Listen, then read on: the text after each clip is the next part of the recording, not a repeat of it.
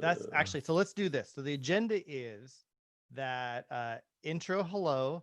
I'll talk a little bit about my new org and talk about Fall Guys, the game.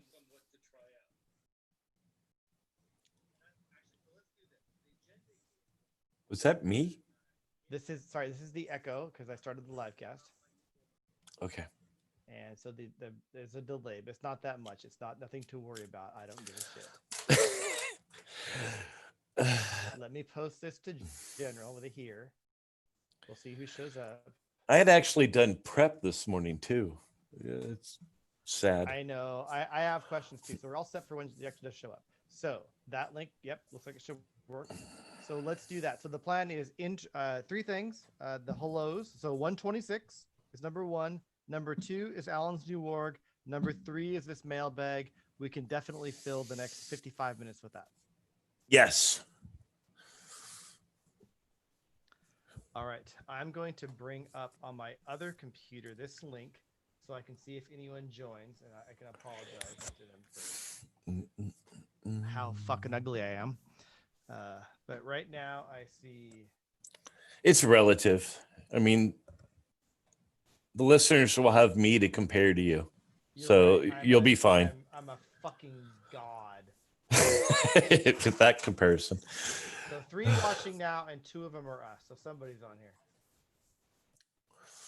All right. We'll see if that's actually true. If it's just actually a delay from me being logged on over here a minute ago. All right. You ready to go? Yeah, as soon as I turn off the YouTube live cast thing. All right, let's go. Hey, we're back for another episode of I forgot. What's this podcast called? Something. Bart, to fill me in.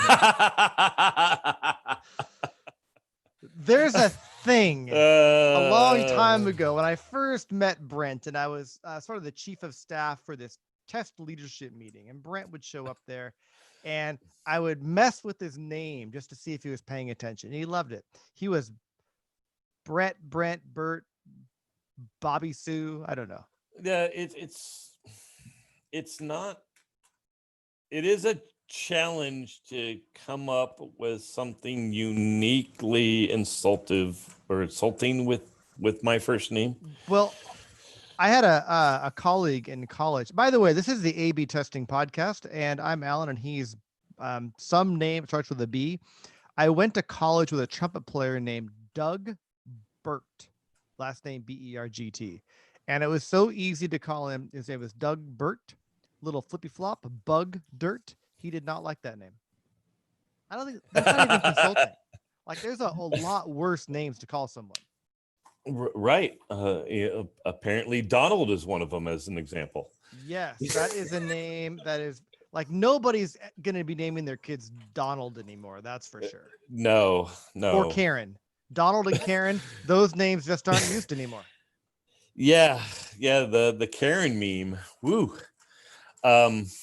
Certainly not in the next 6 months are we going to see too many Karens being born, I think. Yeah, and I think if the Phoenix Project takes off like it should, no one will name their kid Brent either, because Brent is synonymous with bottleneck. Which is weird because you're not, but I'm afraid you're going to be overthrown by the power of media. No. Again, you're saying I'm not because you mostly talk to me, right? I mean, if you should talk to my team, I don't know that they would agree with that statement. A matter of fact, actually, that's one of my biggest. So my team's grown in size, and we got a bunch of new people on here, and these are like greenhorns straight out of college. And one of the things I have a couple of them that really struggle with decision making, and they're like, "Oh, well, I have this really myopic decision. Can I set up an hour meeting with you so we can go through it?" Oh no, you can't. No, you cannot. Please send me a message and I'll look at it. Yeah. What was I going to say? Oh, a couple things. That reminds me of the topic I wanted to talk about today, but there's I need context. So we are live streaming once again, and once again, last minute apologies. We were not going to live stream this one because we're going until about 15 minutes ago, going to have a guest on the show, and I did not want to subject them to that madness. However, that changed. I won't give away the guest. It's going to be fantastic, but they had to reschedule at the last minute. It's just Brent and I. And I think we came up with a pretty good agenda on the fly, as we usually do. I am super excited about the But we guest. are live streaming and it's last minute. The next time we live stream, I promise I will try. I promise that I will try to get an announcement up in our Slack group, which you can join if you, it's called oneofthe3.slack.com. There's an invitation link on the podcast website, and probably the easiest way to get there is just to go to moderntesting.org, where you can read the modern testing principles. And yeah. So all that intro to episode 126, I believe, aside, my calendar, so the Corona calendar bump, as I call it, was just beginning to subside. And then, as I mentioned last time on the podcast, my org is growing, adding some additional technical program managers, not product managers, Brent, program managers to my org. Also, I have added, so we merged the big parts of two parts of Unity together. I have added additional DevOps engineers to my role, essentially doubling the size of that team. I have expanded the size of my documentation team. That's about doubled as well. And I've added a few other odds and ends to my org. In fact, longtime listeners of the podcast will know that 4 or 5 ABT 343s ago, I had Melissa Eden on the recording talking about what she's doing at Unity. I originally hired her to work for me on my team when I was director of QA for services. And when I moved away, she moved to another dev director, did some really great things. And part of this reorg is I get her back. The long-term plan is there. So Melissa works for me again. She is already kicking butt, super excited. So my org is a little bigger. And then also, because I manage the matrix, and my boss came up with a good description for what I do that I don't think I've shared before, but it stuck with me. I run the engineering operating system. So if you think of engineering as an OS, that it's like all of the, I make all the systems go. Brent does not like that. No, and no, if you, no, no. On the podcast, you won't know this, but Brent doesn't like that. But it actually makes sense. What do you mean I don't like that? You made a face. Like, I can tell when you're making a face, because normally you're like this level ugly, and like you went to like a new level. I go, oh, Brent, wow. taking it to 11. So and I'll let you comment on that in a minute. But the point was, because of that, and going back to your, can I schedule time with you? So many meetings. My calendar has, because people want to go, I need to touch base every single new lead in the org. Hey, I need to know how things work. Can we have some time together? And I go, sigh, yes, here's some pre-reading, because I've already documented everything you're going to ask, but the introduction and the FaceTime's good. So I am meeting with a lot of people across the org, which is good. I'm not complaining too much about it. I'm not complaining about the people. I love talking to the people. It helps get things done. What I'm complaining about is the 45 hours a week I have in meetings for the next 3 weeks. Yeah. So tell me about your face. No, so everything you just said kind of aligns. If you are, director of the engineering OS, you're essentially the chief cat herder. Actually, yes, I'm sometimes I call myself chief nagging officer. Chief nagging officer. Yeah, I like that. The CNO. I just try and help people make good decisions. Yeah, it's very much a process problem in a lot of those regards.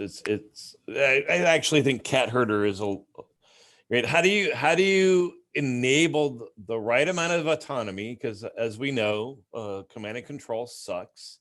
You are absolutely in a position to evoke all kinds of evil with respect to command and control. Absolutely. I actually am one of the few people in the entire org, me and the people that run our SRE business or SRE operations, who actually can carry a process hammer. And I am very careful in where I find nails and hammer them. So yes. Yeah, yeah. The, um, the thing I, the thing, I mean, the thing I like about you being in that role is you know the responsibility, and you know that if you could get business converged autonomy down at the root level, you're gonna create an environment of awesome, right?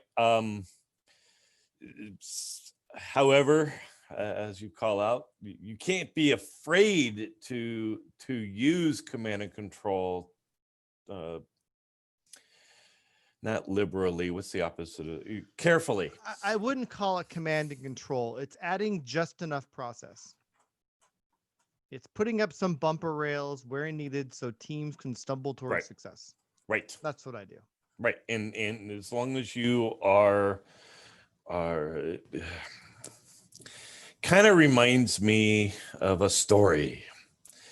So back in the day, I was in Boy Scouts and I was trying to get the bicycling merit badge. And in the bicycling merit badge, you had to do a bunch of really long bicycle trips. And the last one was a 50-mile trip.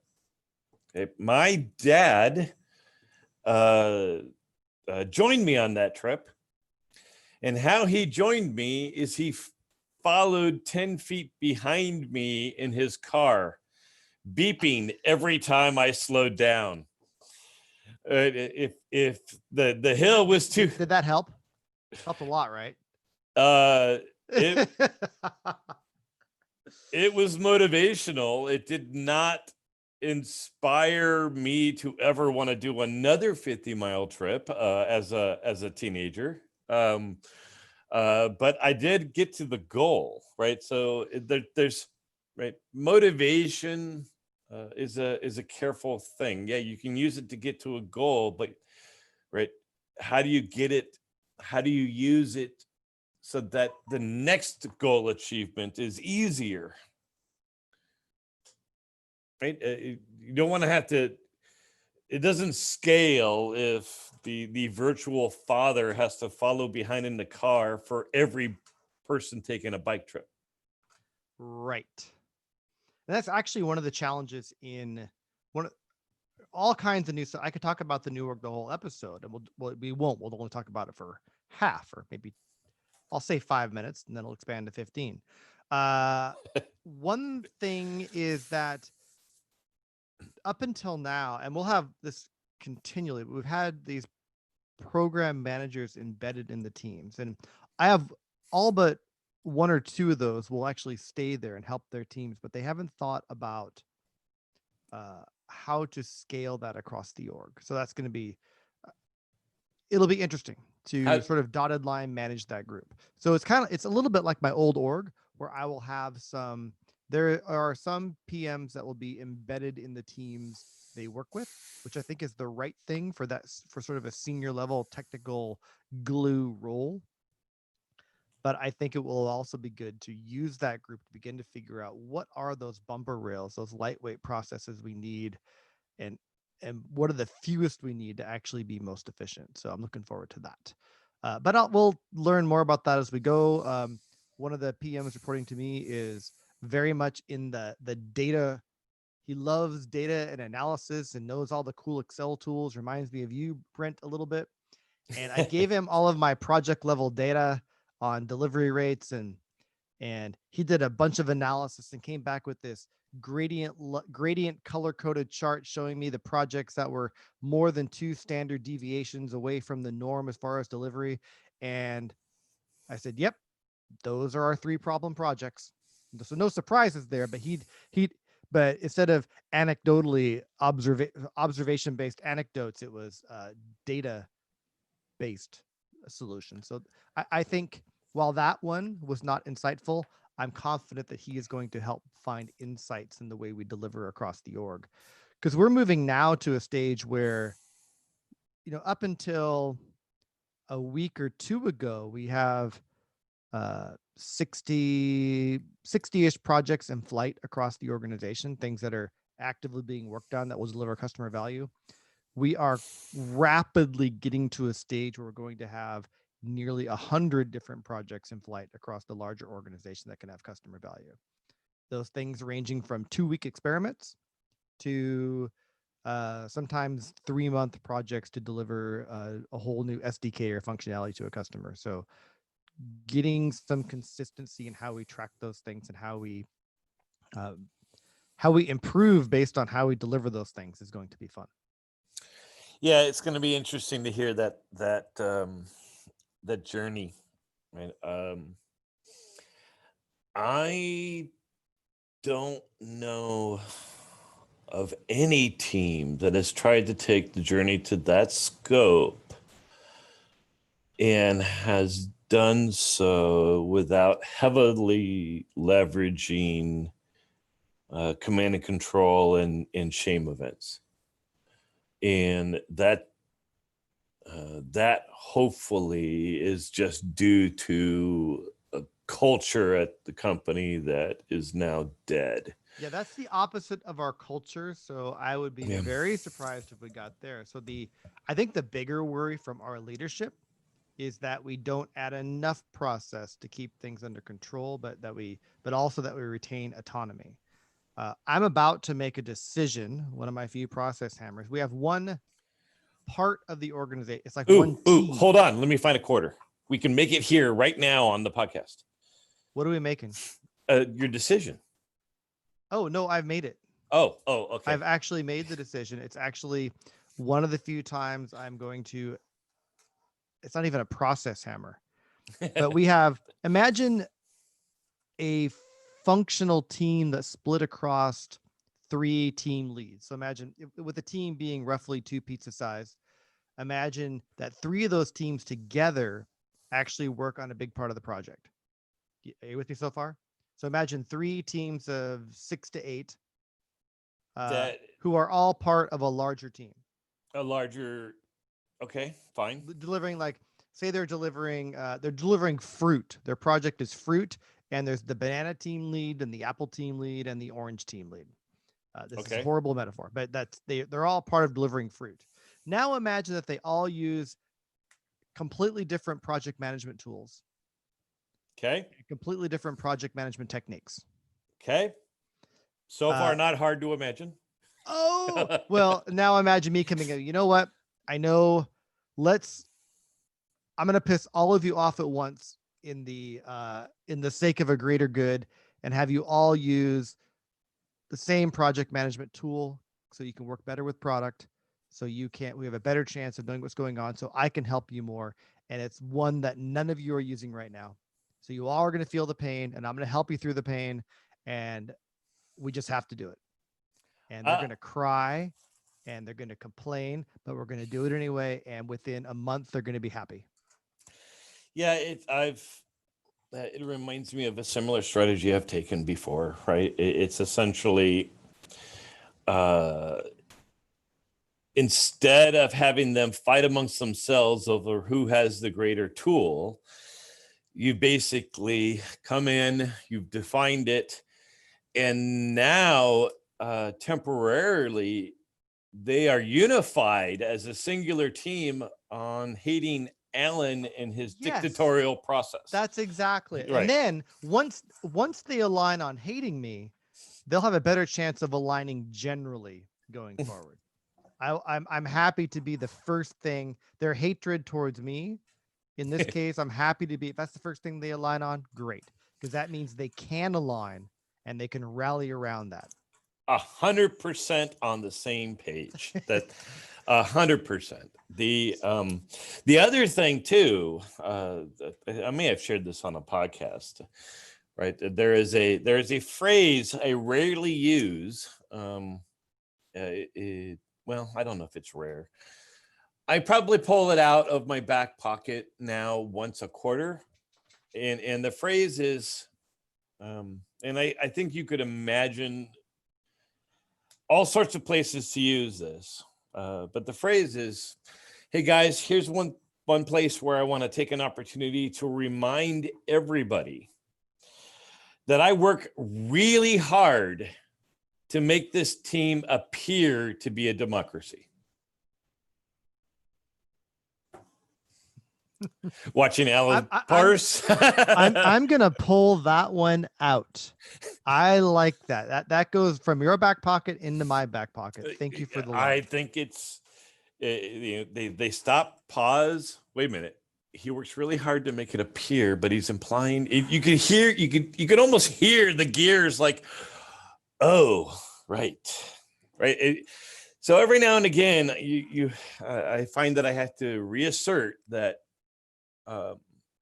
ultimately I'm accountable, and the way I've decided to make decisions is to push decisions down as much as possible.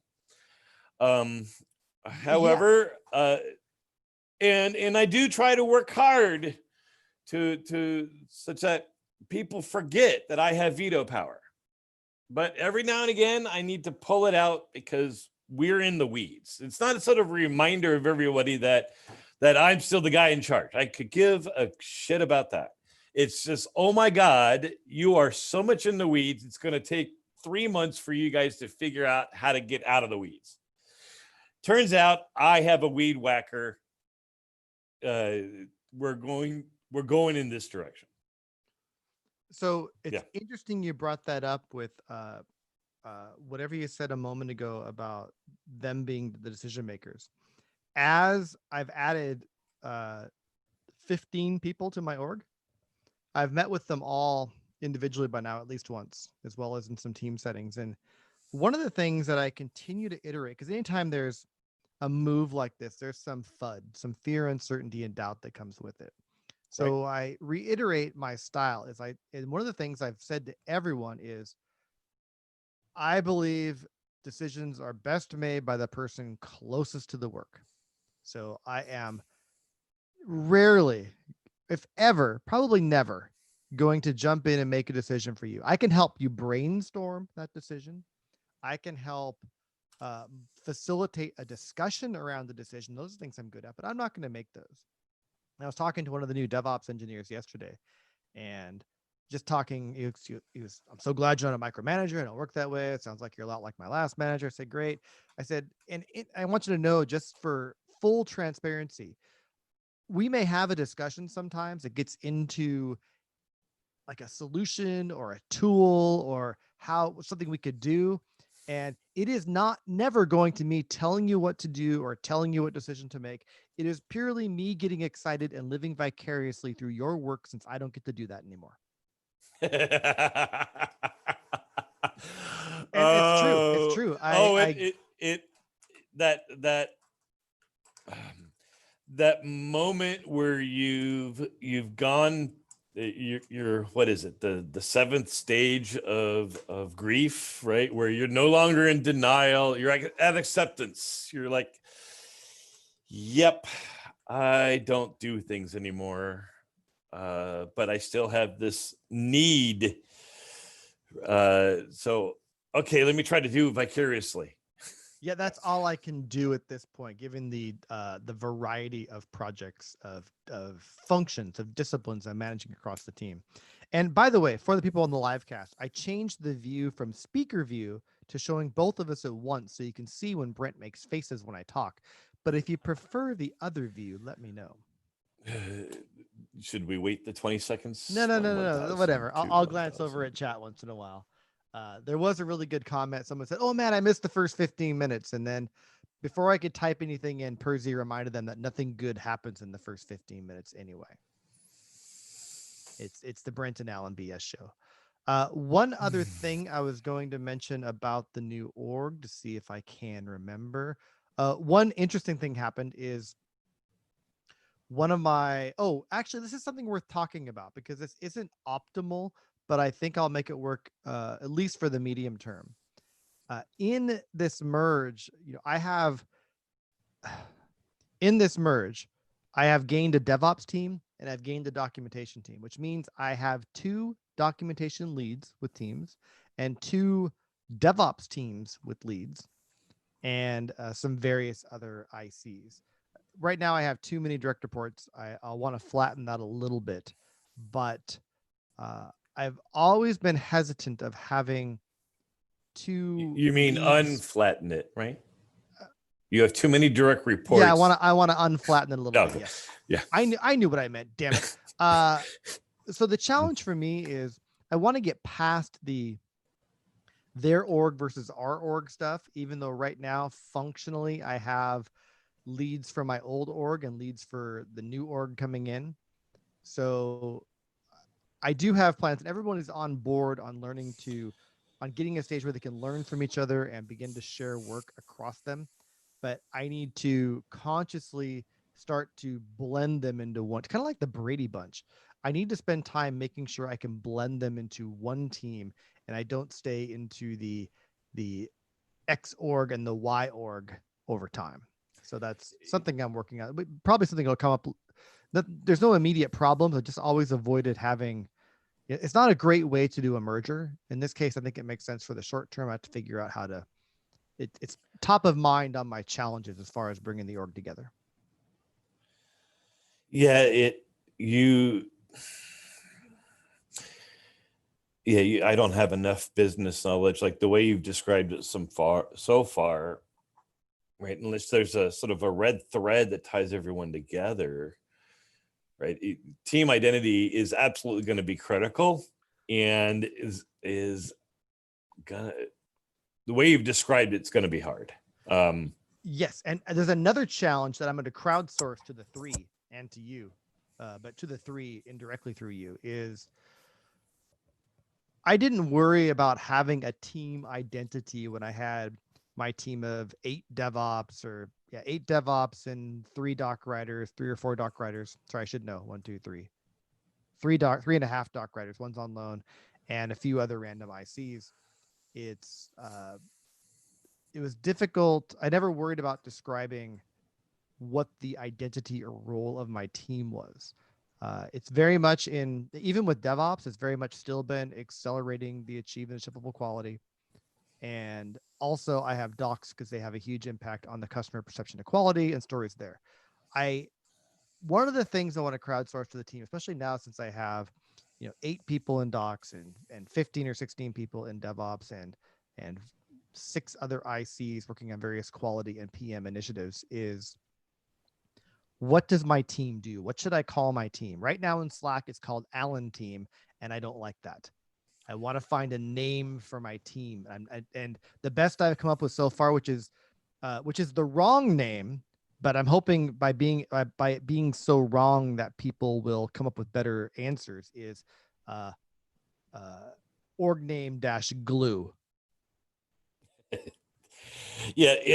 I'm actually thinking of. Yeah, I don't have. I mean, I have a name for you. It's not a great. Yeah, but it's not a good name. I don't think asshole is gonna fly. If we can work through the acronym, right, and go. Right. I mean, if it were over here, right, the first letter would be Azure, so that we're already. Yes. Right. Azure. Are they? Oh, wait. Can I help with this? So can the next version of Windows be Azure operating system for business? .net. Azure operating system for Azure OS for business is the new name for Windows. You heard it here first. Announcement. Yeah, so you forgot Power, right? It would need to be the Power Azure operating system for business.net. Azure powered OS. No, Power .net. The power of Azure OS for business.net. Got it. Anyway, yeah, it's not a functional name, but essentially I'm thinking about our friend's comment so many years ago, and have you put yourself into another position where you run the everything else org?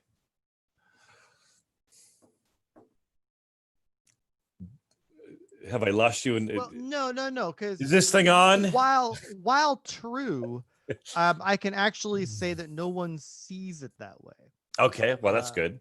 that's good. But for better or for worse, people still see because of title only and the way I run projects and the engineering operating system, it's Alan's program management org, which is not right at all either. So my org is the majority of my org is DevOps. Uh, our customer for DevOps and for all the rest of my org, except for documentation, is to enable our internal teams to kick ass and deliver quickly and safely to customers. When I add documentation to the mix, and again, I fully believe it fits because we've made so many improvements in the customer perception of quality by improving and adding documentation, even in the 8 months I've been running that org, that it really fits a lot with quality. And there are some people that remember that I have an extensive quality background. And so they say, oh, Alan's quality team, but I really don't really have one of those either. But I'm I still working like, on like, what do you got? What do you got? How would we so I found a productive describe that one. org versus the remainder? Yeah, the remainder is what I was trying to do. I know. I couldn't page load it.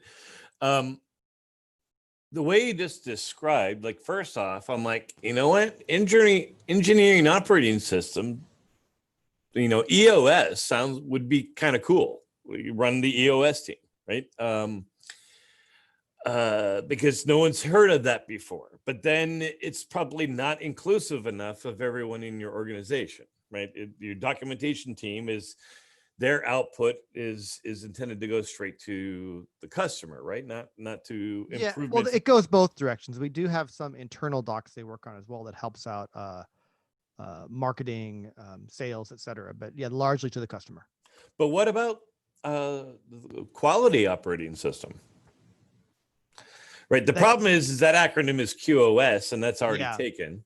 and the Q word, what I think they may get it in this org. I yeah, that would be internal. Yeah, the Q word I worry a little bit about pigeonholing, but that could be. God, I gotta tell you, yesterday on Twitter, I thought it was funny. Someone mentioned, and this is fine. I wrote this in an article 15 years ago as well, but that you shouldn't blame bugs on testing. Literally 15 years ago, I can go dig out the article where I talked about the one that got away, article for Sticky Minds. And blaming bugs on testing doesn't work. It's a whole team thing. Someone was commenting about that yet again, very adamant about it. Lots of threads on, yes, this is ridiculous. It's hurtful. And yeah, I totally agree. But what it made me think of was, and of course the tangents are here, is, I actually ask that all the time now. Why did we miss this in testing? But I'm not blaming anyone. I'm trying to get to the root cause of why we let a failure get to production. So what I'm digging in with a team on who developed and tested their own code. And I made some comments that said, I still say this, but I say this all the time. The difference in context is that the team I'm talking to is the team that developed the code as well as tested it. And people, which I thought was interesting and insightful, it talks about how things are changing. And boy, did I got busy because of my 45 hours of meetings a week and came back, and people were all up in arms. Like the author of the original tweet was like, "You don't know my context." It's like, that's great. And it's a nice guy. I know him and I like him, but apparently I triggered the hell out of him. And From then people jumped on the wait. whole, why are we getting rid of testers thing? And I thought, oh God, I did not mean to trigger this. I just wanted to talk about, this is interesting. This is a thing that I used to be just as adamant about. I have a different view on because the way I run engineering systems now, and people just, it was I didn't realize it was a massively triggering tweet for a lot of people. And I apologize to everyone I offended. I stand behind my words. This stuff works for me. It doesn't mean it works for you, because I never fucking said that. I'll edit that out, but it just pisses me off. Anyway, what were we talking about? Yeah, I'm ignoring you now. I'm trying to find the the Just Twitters, right? The So already proposes, I could just be release management, but I think that's there's something to that. It is there's something around how we release. I think release management has some other connotations. Yeah, I don't like the word management in there, right? I don't like that, right? It's essentially, it evokes, um, essentially, Alan is the chief bureaucrat in charge, Well, right? in a way, I am. It could be release and engineering operations, Speedwagon. So it could be REO Speedwagon. Sure. I'm just throwing shit out there. Yeah. You know how you get a good idea, Brent? Right. You No, get a I lot do. of ideas and throw the bad ones away. But a very good idea on a different tangent is the idea of calling the operating system Azure Warp Speed, or AWS for short, because that one's a winner. Anyway, what were you talking about after you were ignoring me? um, I was making random comments after I was ignoring you. I started making random comments around release management. I mean, that was like 30 seconds ago, though. I don't think your memory has gotten that bad. The um No, it hasn't, Bert. the yeah, the base off of this, I mean, I mean, it's not entirely inclusive, right? And what you could do is just throw together a bunch of ideas, get your leaders in a room and say, hey, I want something. I want, like, I wouldn't crowdsource this with me and the three. I would crowdsource this with your team. Yeah. That meeting's already on the calendar for next week. But I Gotcha. want to try and get some of the, and again, one of my techniques for getting ideas out of people is to give them all of the bad ideas to start with, because then they will try and improve on those and actually get somewhere. So what I'm looking for from the three is, here are all the things that won't work. Percy asked, like, how is it different from SRE, or site reliability engineering? And they are on the tail end for us, at least. And I think generally SRE are looking at things after they're deployed. And I am trying to make sure, like, if I do my job really well, SRE's job is easier because there's fewer incidents and fewer oddities or operational surprises coming their way. But anyway, yeah, I definitely have a leads meeting next week to go over this, where we'll come to a conclusion and present that to the team the following week. That's so I put a deadline in place. That makes sense. So anyway, do you want to, that's my org. We'll hear more about that in the Alan Talks About Unity section of the podcast, which will continue. But we also, oh, we're out of time. No, where did the time go? We have a mailbag question, which is definitely worth unpacking and talking about. Do you know how to read? I do. Can you read the question so I can listen to it again? Because I ignored you last time you read it to me, except for the one part I liked. Okay. Folks, this is from whose name I presume is not Christoph Hadas. Right, he's got an accent mark over the S. I have no clue what that means in any language, let alone his. So I apologize for that. But oh no, I think that's legit. I'm sure it's legit. I just don't know what it means in terms of how I'm supposed to.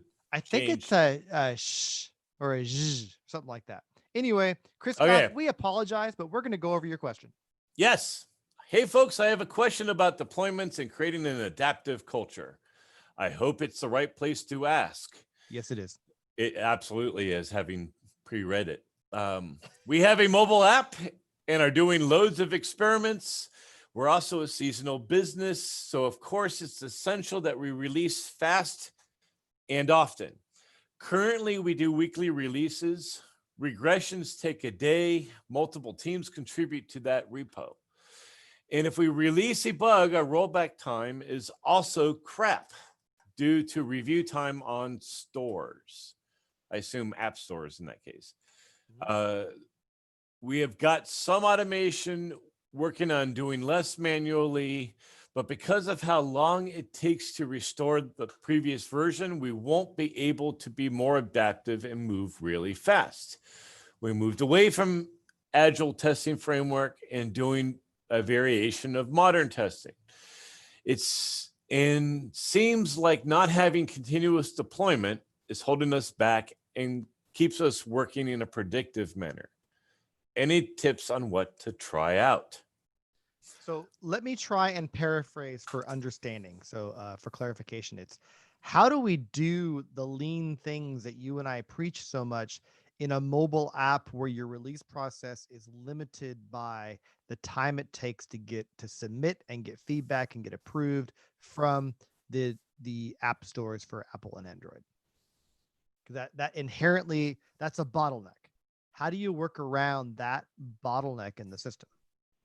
Yeah, I think that's a good summation. I mean, there's a couple. One thing that I think is an interesting question is, or statement rather, is we moved away from the agile testing framework and doing a variation of modern testing. Yeah, let's dive into that first before we go into solution mode. So, I'd actually like to understand more what that means because I consider, the modern testing principles to be, maybe an evolution or maybe an adjunct to agile testing. It's, we care more. I guess the only differences are we have an emphasis on data, which is not in agile testing, is defined by Lisa and Janet, and that may be it. We may emphasize coaching and consulting a little bit more, but I don't think that much. But it's not that much different. So maybe it's just more lean than agile because you and I talk about lean so much, and so much of our modern testing principles are stolen. Many more of those are stolen from the lean startup than they are from the agile testing book. But both Well, are influences. no, so one of the things that's interesting, and we've talked about this in the past when we were forming up um, or MTP, right? They moved away from the agile testing framework and doing a variation of modern testing, right? Now, the implication there is Christoph has a feeling that modern testing is a replacement framework, right? It implies sort of tactics and steps and a criteria by which you can evaluate whether or not you are successfully deployed modern testing, right? And I have no doubt that, right, I do think modern testing has gotten to the point where it's absolutely bigger than us and not controllable by us anymore, right? So I have no doubt that there may be a belief around, hey, there's a tactical framework and a progression you can take. When I think about it, you're right, data, coaching. The other one, though, Principle 7, right? Principle 7 could easily be interpreted as moving towards unified engineering. Oh yes, there's that one too. I forget about that because it just happens so naturally for me. Yeah, well, I mean, I would say if there's anything that's a modern testing framework call, is sort of be hypercritical on your need for test specialists, right? You probably don't need them the way you think you do. That is, to loop back to our previous topic quickly and jump back on this, is Yeah. not reporting to me, but we do have some dedicated QA in my overall new organization. And I met with the dev lead in charge of that organization, and they, not in so many words, asked me if I was going to get rid of their QA team. And that answer is basically what I gave them. I said, there's no, my charter is never to get rid of QA. My charter is to make sure teams are as efficient as they can be in delivering quality software to our customers.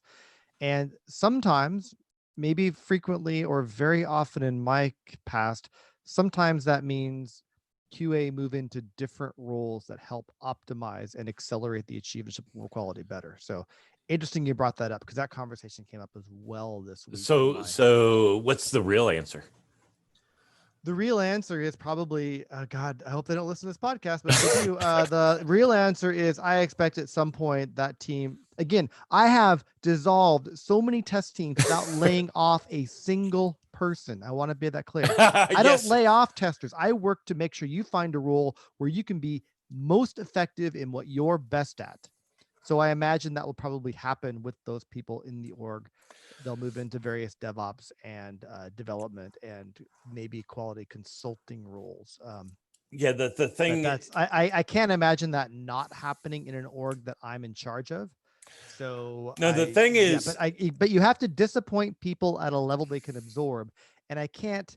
Whenever you do a reorg, you have to let things keep going more or less as they're going for a little while and then boil the frog in the direction you want to go in. But again, going back to principle 7 is, and we're way off tangent on this topic, but uh it isn't that you get rid of the testers and like this Yahoo article and just taking away the safety net. It's you may get to a point where you realize you don't need dedicated testers anymore, and I like to try and help teams get there. the yeah, it was interesting because so the reason why I asked that question is, as you laid it out, I'm like, okay, let's imagine I'm in Alan's shoes and this question came to me. And I realized I don't know that I would have been as smooth as you were in terms of responding, but I knew the answer almost instantly, right? Like the way the question was posed, the fact that it's concerned, um, says to me there is an extremely high chance that there is now an in-place safety net that needs to be worked through. Yeah. Yeah. But my role requires a high level of emotional quotient in leading people on a journey to get where I want them to go. Agreed. So All right, back to the I question. actually, so Tips to try out. What's your tips, Alan? so what I would do, uh have done, would do is one way to get around, because this app store turnaround is real, especially when one or more of the app stores sort of have moving goalposts. I shouldn't say sort of. The goalposts on what it takes to have your app approved and deployed are moving. So sometimes almost the identical app that was approved last week cannot get approved this week. So the way around that, of course, is to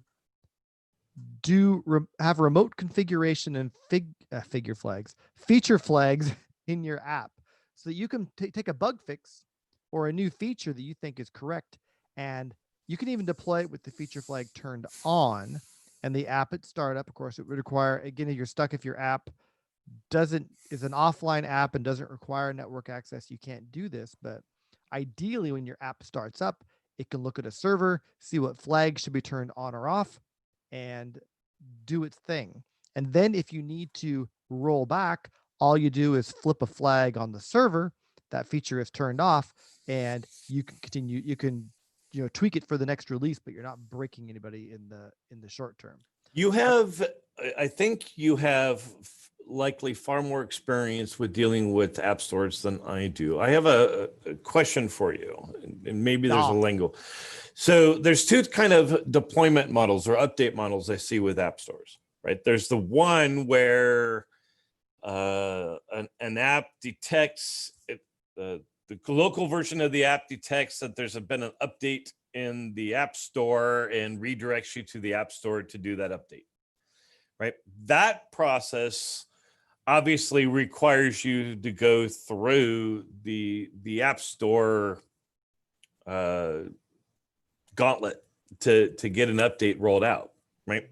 But then there's the other model where I see sort of an app deploys and it's sort of a Chrome around the app, but doing, say, business logic updates or UI changes, where the Chrome is consistent, but the app itself updates from within itself.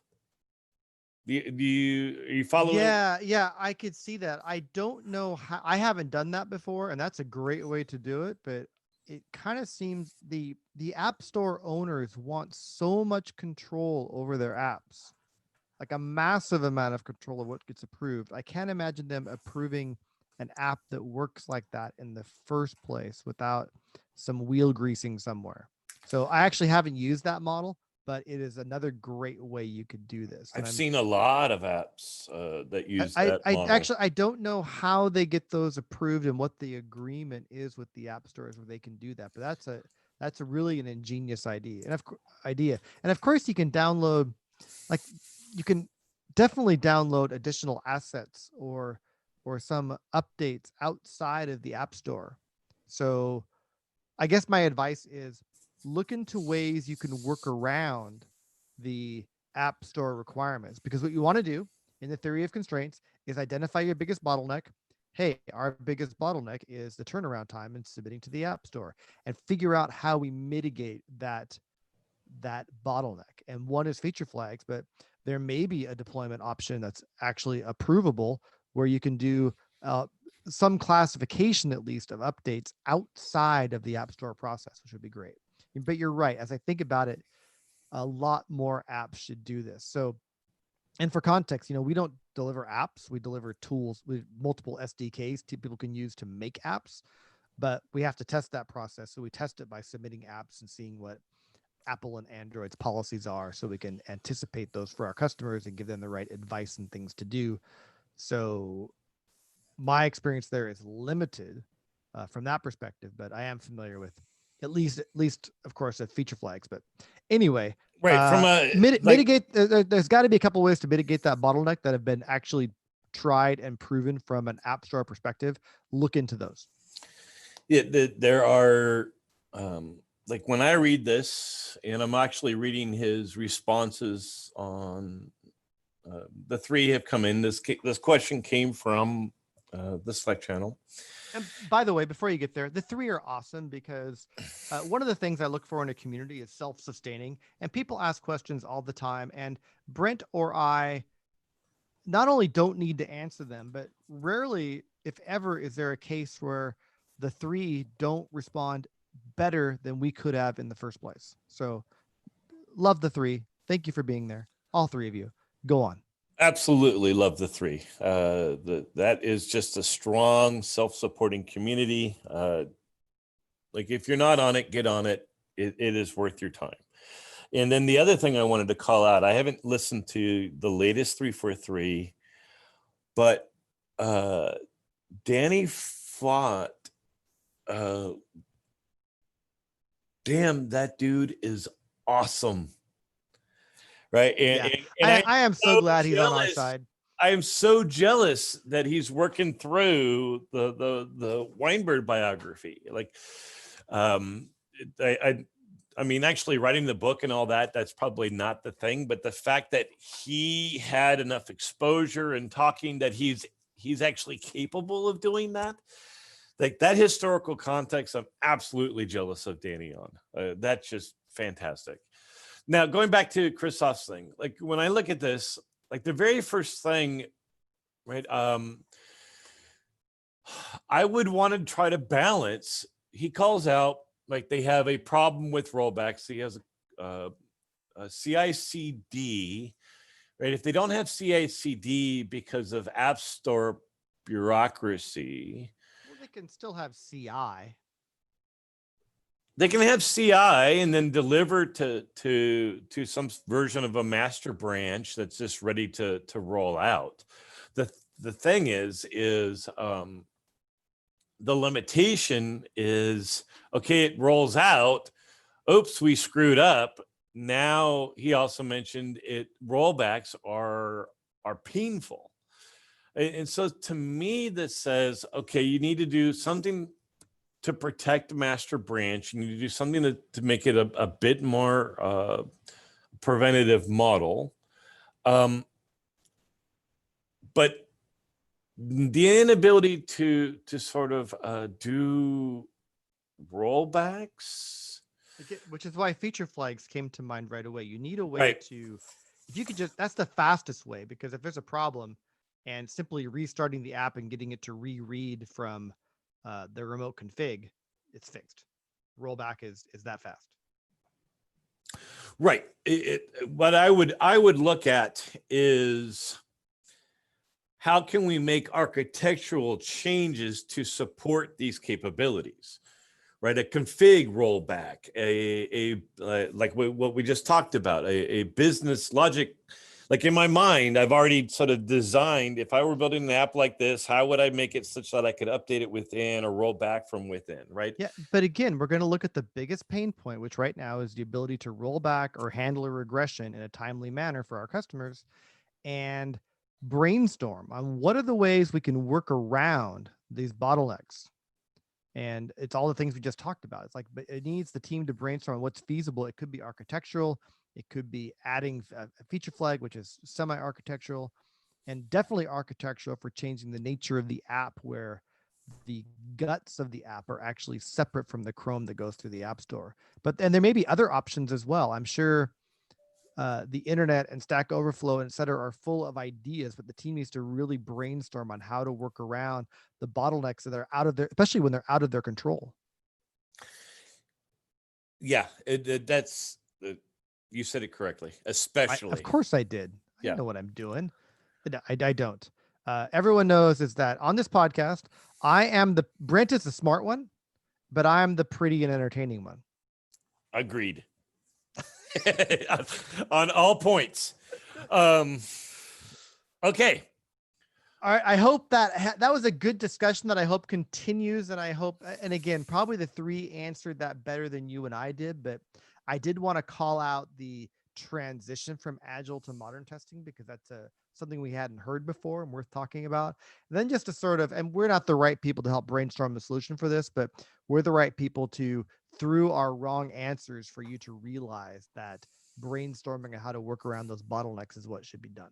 The one last thing I'll call out before we sign off is if we were wrong and actually App Store isn't the primary cause of the bottleneck, then one of the things that I have found is that actually doing a shift to Kanban is really helpful here, right? Because even though you may not have a CD system, Kanban's kind of gets that muscle going. Yeah, well, Kanban, the best thing about Kanban, if you use it right, it helps you find where the bottlenecks are on your system. It does, but I'm thinking in terms of the benefit I gained from it, right? You essentially, if you singularly release one ticket, you don't have the scrum impact where all of the bugs get introduced to the product at 11 p.m. the night before. Yeah.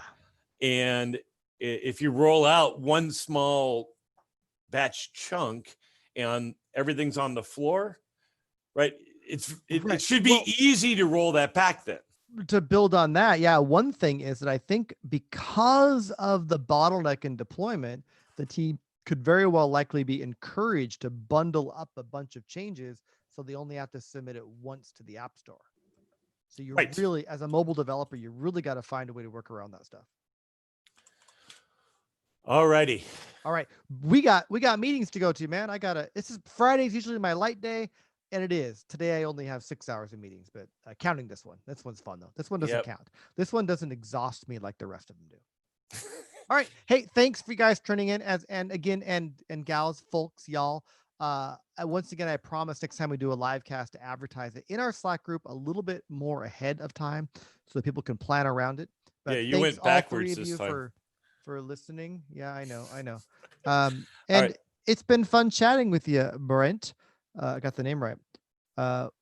See you next time. Bye all. All right. Bye-bye. Wouldn't it be funny if my only recording was the YouTube? I'm going to sign off and get going. All right. Ditto. Bye, everybody. Bye, everybody.